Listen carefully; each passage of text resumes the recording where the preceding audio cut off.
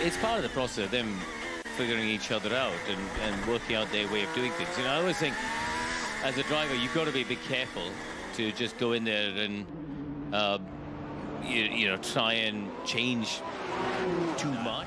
And that will come with results. So far, he's down 8-3 in qualifying to Leclerc. He's not had a podium in a Grand Prix yet.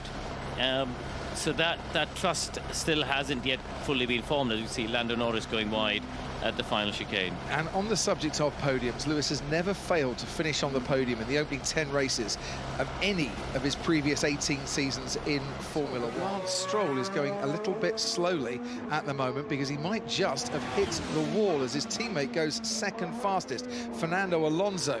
And that is the other Aston Martin, and he has definitely hit the wall. Now, Lance Stroll comes into this race after missing Barcelona because of his soreness and his uncomfortable feelings in his wrists and in his hands, a legacy of the bike accident that he had, that he battled so brilliantly to recover from at the start of last season. And well, he says he's still feeling a bit of soreness, especially in his right hand. He didn't take it out of his pocket when he was in the press conference yesterday, very much keeping that hand closely guarded. And let's just have a little look, Karun, at what's happened here. When he got onto the curb, and it was just a briefest glance, wasn't it? Yeah, I mean, a brief glance at a reasonable speed, but he's just understeered, just driven into the wall. He's just driven wide into the wall, and it's just... I mean, there was plenty of time and opportunity to back out of it, to be honest. Yeah. But he's just ended up letting the car drift out wide. I think we have to stop, Lance. We shouldn't drive back, so just stop, find a safe place. Yeah. Why? Because we can't drive back in this condition. It's not allowed anymore. And Gary Gannon, his race engineer, is absolutely right. You are not shaking the head from the Stroll fan in the grandstand there. Hamilton towards the end of another lap through the final chicane, close as you can to the wall of champions.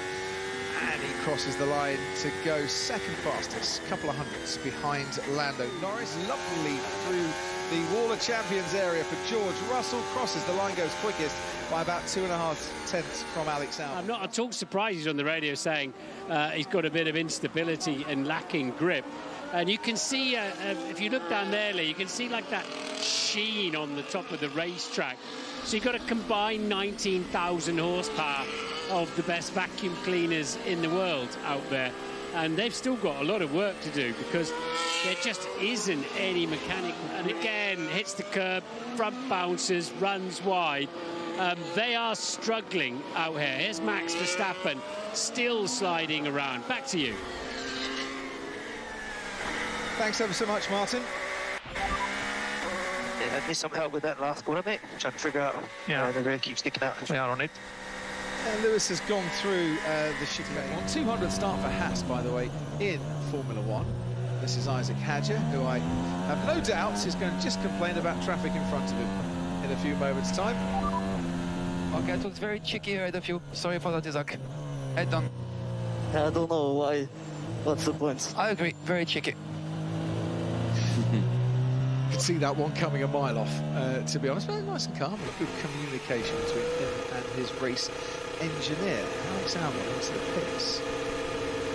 Is someone going to pop out in front of him? Oh, no, he's just sort of locked up, didn't he? Sorry.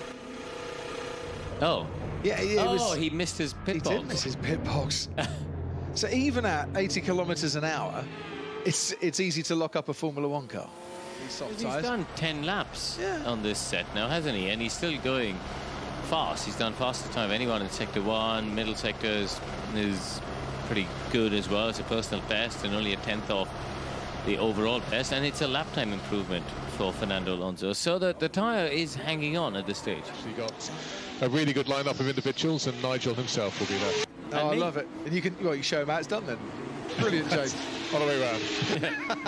Thanks ever so much. We'll talk to you in a moment. We got a bit of synchronised driving going on with the two Alpines. Pierre Gasly passes his teammate Franco Colapinto going in the other direction before he could spin the car around and get it facing the right way. I feel there was a session where we got that up to. This is Colapinto. Oh. That is exactly the same spin he had this morning. Yeah. Too eager on the throttle? Let's try and listen in here and see whether it was in that transition phase off throttle or when he started to pick throttle up. Let's see. So he's turned into one. Let's just listen. No, it's before he picks the throttle up. It's just the rear of the car. And that's the same as we saw with Hamilton down at the turn 10 hairpin. And Lando Norris as well, slowly a bit. The crowd enjoyed that, though, didn't they? They certainly did. Got some good videos to take back home with them. So are we saying that's more car than driver? It's just a bit odd. Again, not quite sure whether that's, again, just for Lando only or whether for Oscar as well, because... 2 seconds, Deb. Yeah, what are these guys doing? Oh, my God. That was an Alpine getting in Liam Lawson's way. Carry on, Ted. So, I mean, it's not unusual, is it, guys, for them to test new bits on new front wings for future races. We've seen McLaren do that before, but then to declare them on the FIA new parts 2 seconds again, Ted. Mate, who's that Sauber, man? That Sauber is just... They need to buy mirrors, yeah. Yes, traffic issues for Isaac and Liam. He's good on the radio, isn't he, Isaac? He is.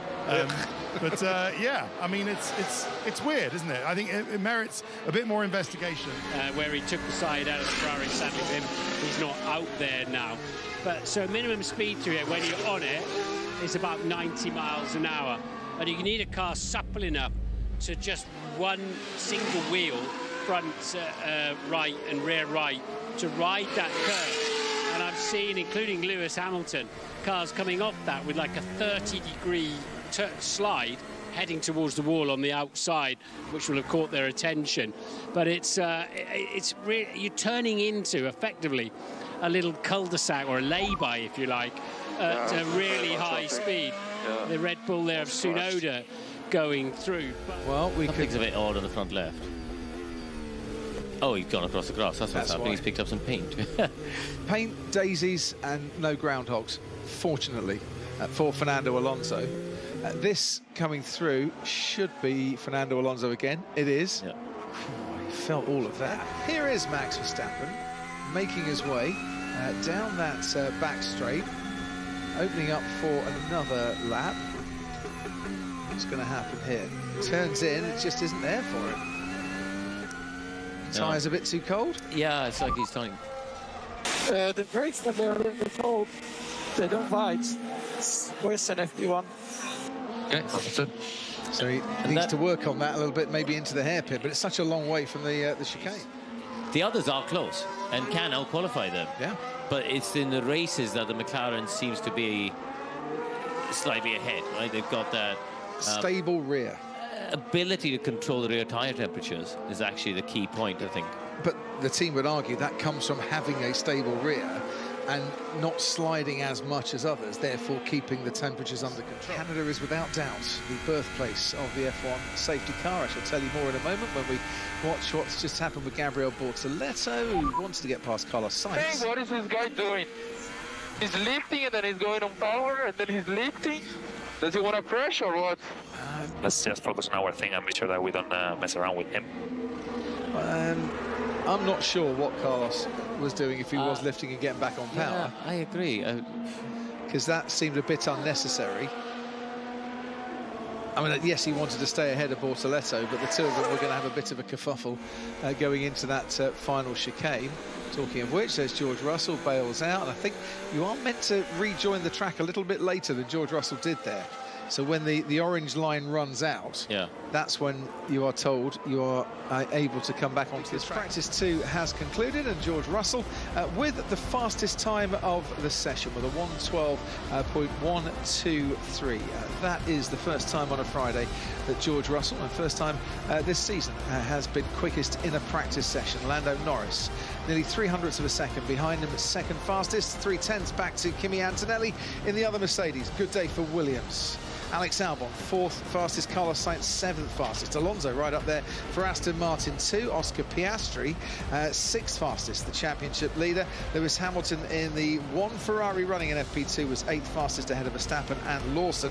And only one Ferrari because Charles Leclerc crashed in FP1, had to change his chassis and couldn't take part in FP2. And Lance Stroll barely got going before he glanced the wall and broke his left front suspension on his Aston Martin. That is it for practice. See you tomorrow for more practice and qualifying to come.